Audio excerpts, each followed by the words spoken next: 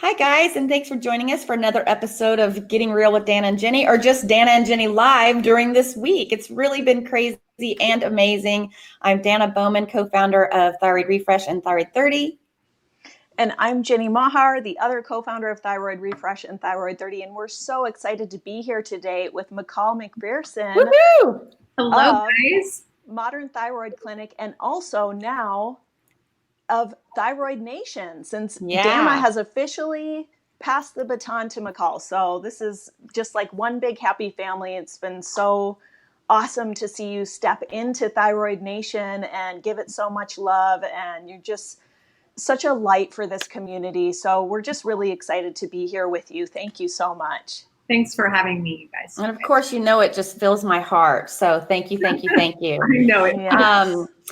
We're going to be talking today with you about synthetic versus natural thyroid medications. And that is such a big topic. And is NDT the answer to your prayers? We shall see. But first, I wanted to mention that our Thyroid 30 Fall Wellness Adventure starts on September 29th. The doors are open. The doors close in just a few days. It has been so much fun. It is so much fun. And we would love to have you join us. You can find that at thyroidrefresh.com/thyroid30 and jump on while you can, because the doors are still open for a few more days. Okay, McCall McPherson is the founder of Modern Thyroid Clinic and the brand new face Thyroid Nation. Yay. She's a physician assistant, recent TEDx speaker, and a thyroid expert by way of being a thyroid patient. Her passion for perfecting thyroid treatment stemmed from years of her suffering due to the mismanagement of her own hypothyroidism. Now she lives, breathes, and thrives in understanding the nuances of proper thyroid care. Her philosophy is simple. There is no reason to still have thyroid symptoms. She spends her time helping to make it so by helping give her patients their lives back, and teaching and advocating for the other millions suffering who aren't her patients. So thank you. She is amazing, and I'm so glad that I passed the baton, and I'm so glad to have you here today. Thanks for having me. Let's jump right in. Yeah, this is such a juicy topic. I know, in this community that we're in online of thyroid patients, kind of across platforms, there's so much talk about synthetic versus NDT. And we're talking about natural desiccated thyroid medications like Armour or NatureThroid. And I feel like this, from the patient perspective, there's this messaging that NDT solved all my problems. I was on levothyroxine and I had all these residual symptoms, but then I switched to NDT and they all went away. And so there's all these people trying it. Now, personally, I tried it. I was on it for 8 months. I gained 12 pounds. I suddenly was like, I feel like I understand more what some of these people are really suffering with, because I was hypo. I couldn't find the sweet spot, and I finally just said, this isn't working for me. I'm now on Tyrosine and compounded T3 time release. But anyway, I'm excited to kind of bust some myths today, and you're such an expert on getting people really optimized on their medication. So I was hoping maybe we could start with that. Yeah. Can you talk to us about your process? Because you've got this really down to a science of helping people optimize their medication. Yeah. So, for me, and there's a lot of layers to this, but for me, I love desiccated thyroid. To begin with, I'm on Armour, so I'm not like an anti-desiccated thyroid person, right? I very much appreciate its value. However, the concept and idea that someone's recovery lies in simply the type of medication they're on is a complete false idea. And the reason is because it doesn't matter so much the type of medicine a person is on. It matters more that their biochemistry, so their TSH, their free T3, their free T4, and their reverse T3 are perfectly balanced. And that's what I find is if I can get people into a extremely narrow margin of biochemical kind of numbers and ranges for each of those, that boom, their thyroid symptoms go away. So it's predictable, it's controllable. Now, that doesn't always happen with desiccated thyroid. Desiccated thyroid has some limitations It has some awesome things, but it has some limitations, particularly for people probably like you, Ginny, who are poor converters. So, most people who come to me definitely are poor converters, but there are people who are such poor converters. And what I mean by that is they have difficulty activating their thyroid hormones. So they have difficulty converting their T4 to T3. When on a continuum of that, desiccated thyroid has a lot of T4. And so for people like you who maybe can't use that T4, it's not really a viable option, because what ends up happening is it sits there in its inactive form, or it moves, unfortunately, to an inhibitory hormone. So unless you have the right kind of biochemical construction and ability to use desiccated thyroid, it can really do you no good or more harm than good. Let me go one step deeper, and big, broad picture is the answer to a person's thyroid suffering never lies in a medication. It has to be the right medication at the right dose at the right time. So it's got to be done right. It can't just be, here, take some Armour thyroid and all your problems are going to go away, right? That's such a good point. So the number one prescribed medication, right, is levothyroxine, which that's what most people are on. So that's, McCall mentioned T4. That is what levothyroxine is, a synthetic T4, just, going back to basics a little bit.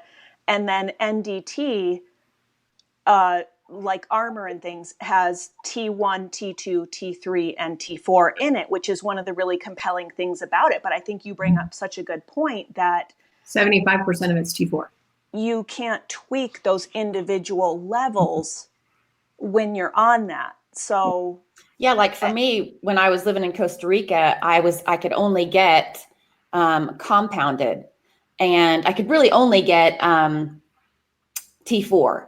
And then I had an opportunity to come back and I got compounded, and that didn't really work for me. So I switched to natural desiccated thyroid. And for me, I'm not sure right now, but at the time then, for me, I really could tell that the T1, T2, T3, T4, I could feel that, and it really helped me. Right now, I just got new labs on Friday, so we'll touch base later. I'll show them to McCall, and we'll see what we can tweak.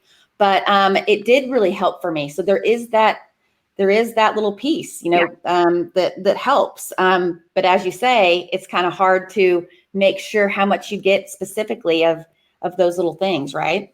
Right, and it can't if the T4 in Armour is so high that it's making your reverse T3, and reverse T3 is that hormone that blocks the absorption of your active hormone, your T3. If it's contributing to such an elevated reverse T3, that is going to offset any benefit that you're going to get from that tiny bit of T1 and T2. Okay. So good interesting. To know. Yeah. Because I'm definitely not feeling optimal, so we'll have to. I might know someone.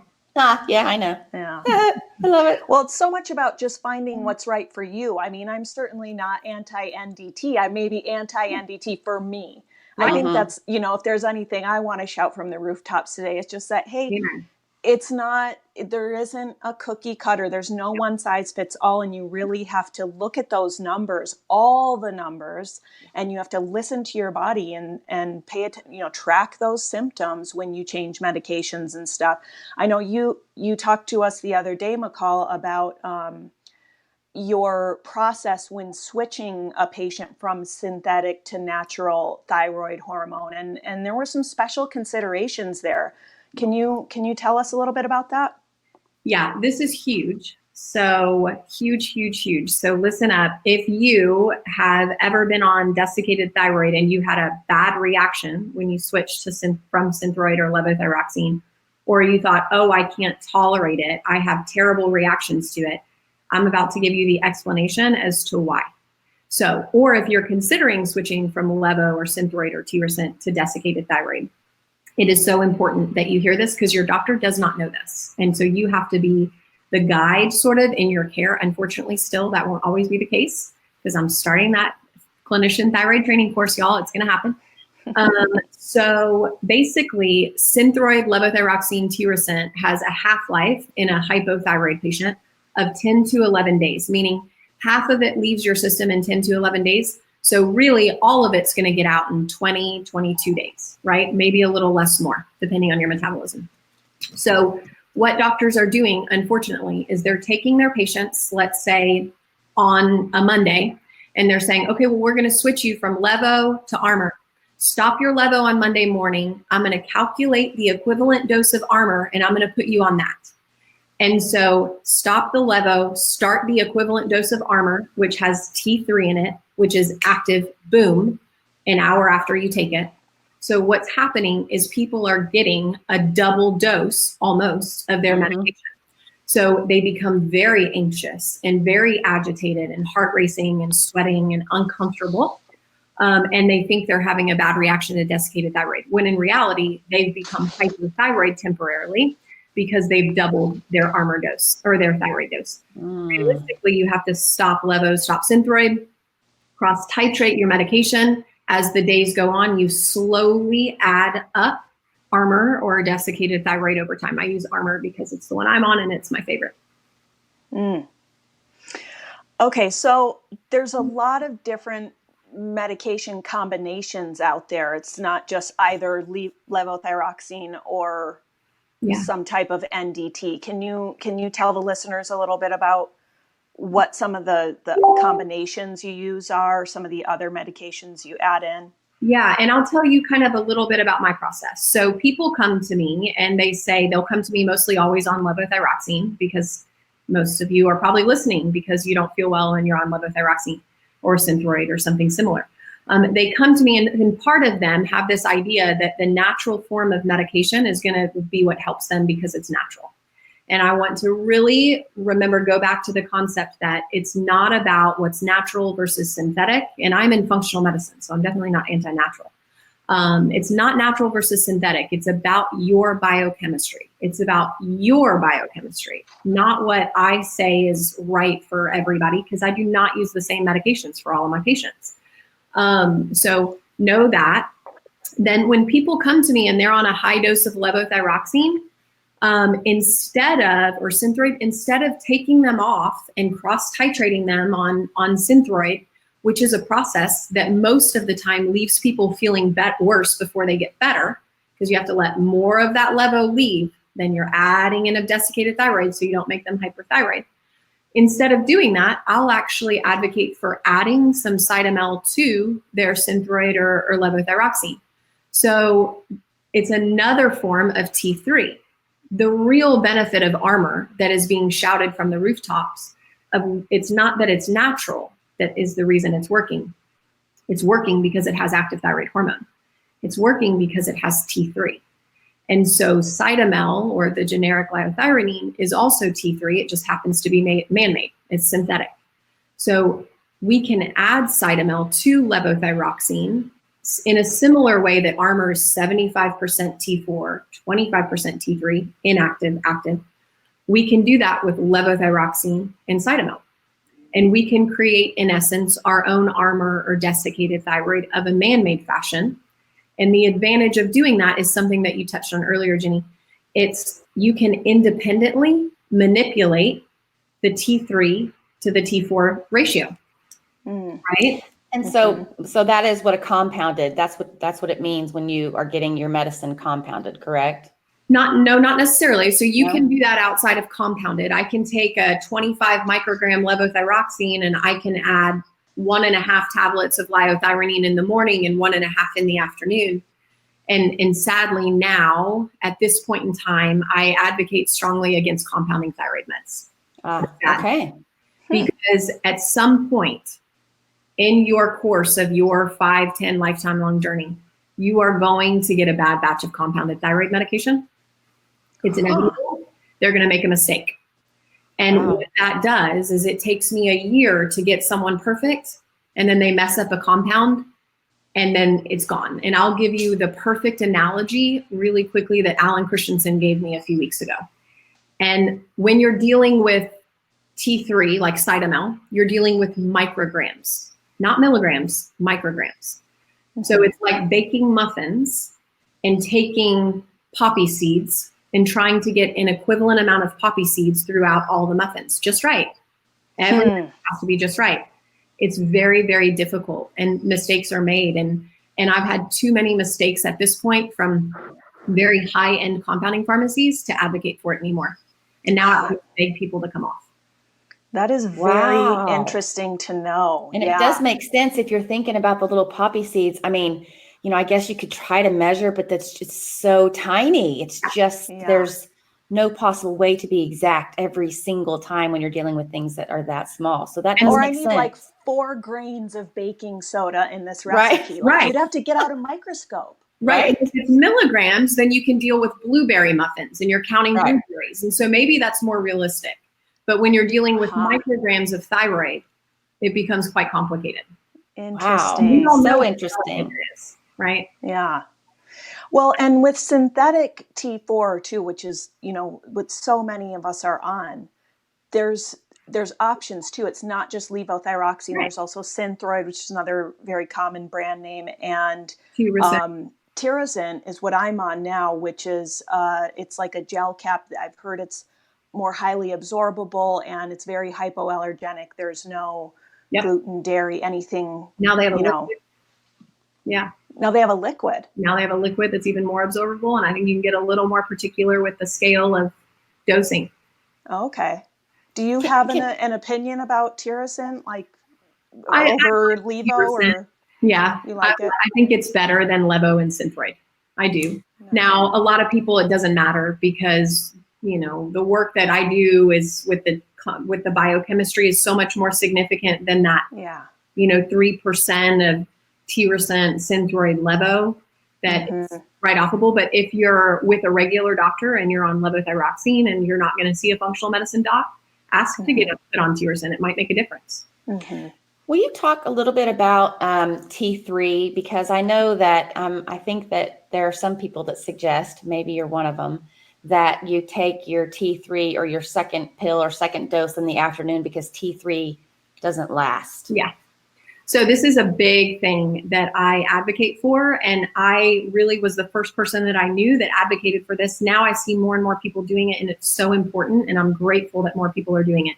But if you are on desiccated thyroid, Cytomel, liothyronine, so that's Armour, Nature-Throid, WP thyroid, NP thyroid, Cytomel, liothyronine. Listen up, because this is your pearl to leave with today.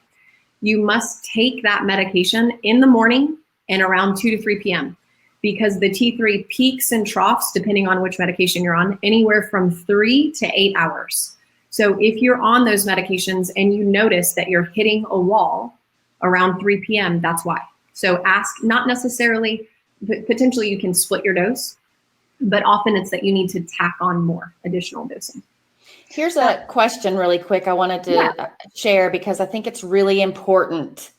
It says, is it possible to treat without medication? Right now, I'm just trying to treat by diet and supplements from my functional medicine doctor. And I'd really like for you to address that. Great question. So it depends. Yeah, it depends, Heather. So there is one particular type of thyroid disorder that can be treated with lifestyle and supplements. And it is a type of thyroid disorder that does not have anything to do with your thyroid. So your TSH would never have been elevated. This has to do only with poor conversion. So difficulty taking your T4 and making it into T3.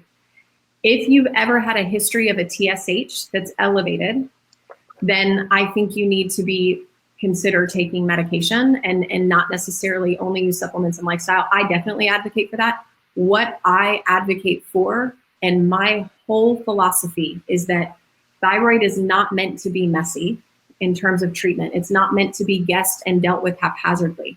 It is very scientific, predictable, and has to be dealt with extreme precision. You're not going to get that precision with supplements and lifestyle. And be careful sometimes, and this is the sad part about functional medicine at times, sometimes there are people who say that they are doctors and they treat with diet and lifestyle and supplements because they cannot prescribe medication, because they are a doctor of chiropractic, because they are a doctor of acupuncture. Not that there is not a place for these people, they're incredible. I refer to them frequently, but sometimes they can be misrepresented or assumed to be a physician that can prescribe medication and is choosing not to, when in fact they can't. And that happened to me. I did go see a practitioner, and then I didn't even realize at the very end when I was like, okay, so I'm probably going to need meds. And they're like, well, let's try with supplements. And so then I called my doctor and said, my other doctor, and said, I'm going to need a refill or whatever. So, so yeah, that's something that happens. And so, but most of the chiropractors and the things that you and I work with, they're pretty upfront with, I work in conjunction with your doctor, right? I mean, that's how it basically works. There's a huge need for that. But every once in a while, I do run across people that I see in my patients and then out in the world where it's a little bit sadly, it's misrepresented. So be cautious with that if that's the case. And one thing I want to note really quick is if somehow you've fallen under the radar, or you're one of those people who have treated with your natural diet, lifestyle, that whole thing, supplements, and you're feeling okay, you're not feeling any symptoms, or you supposedly, put your thyroid into remission, your symptoms and things, you always need to check, because it won't stay the same, or maybe it will, but you always need to be testing to make sure that you don't need to add medicine at a later point. Right. So just wanted to say that really quick. And let me circle back too, in that, the thing that you have to treat with diet, lifestyle supplements is Hashimoto's. So there is no cure for Hashimoto's in medicine, right? That is outside of a pill. So that's 100% lifestyle. You have to do that to facilitate the activation of levothyroxine, Synthroid, Tyrosine. If those are the medicines you're on, that's lifestyle, right? Or your own T4. Yeah. But you got to walk that line with knowledge and know that it's adjunctive most commonly. And then every once in a while, it can be done solely by itself. That's why my patients. This has been such an informative conversation, McCall, and I hate to wrap this up, but I think that's a perfect note to end on, because that is what we are trying to help people do with Thyroid 30, is help them take all those pieces and put them together and bring awareness and intention to their daily choices and their lifestyle and everything they're putting in their mouths so that they can thrive. And we see amazing stories every season of people having these light bulb moments and finally feeling better because of little tweaks they made, or even using Thyroid 30 to have support while they're working with someone like you to optimize medication. It's really wonderful to be a part of this positive, supportive, like-minded community that is on this shared healing path. So we are currently enrolling for our fall wellness adventure. This is we're at the tail end, guys. We've got like 2-3 days left of enrollment. So if you want to go there and to thyroidrefresh.com/thyroid30, you can learn more or sign up. We're going to be back again tomorrow for our last Facebook Live of the week, bright and early again, with Mary Showman, to talk about the link between weight loss and sleep. So this is going to be another really juicy one, guys. Yeah. We would love to see you back here. That's at 8 a.m. Pacific, 10 a.m. Mountain, 11 Central, or noon Eastern. And of course, if you're on our mailing list, you'll get a little note about that right before we go on. But thank you, Thyroid Nation. Yeah, thanks for having me. Nation. It was so fun to share. This has been amazingly informative. So we really appreciate all the work that you're doing. And thank you so much for joining us this morning. Thanks for having me, you guys. I will spread the word far and wide about the Thyroid 30 to my crew. Great. Awesome. Thank you. Bye, everybody. Thanks for watching.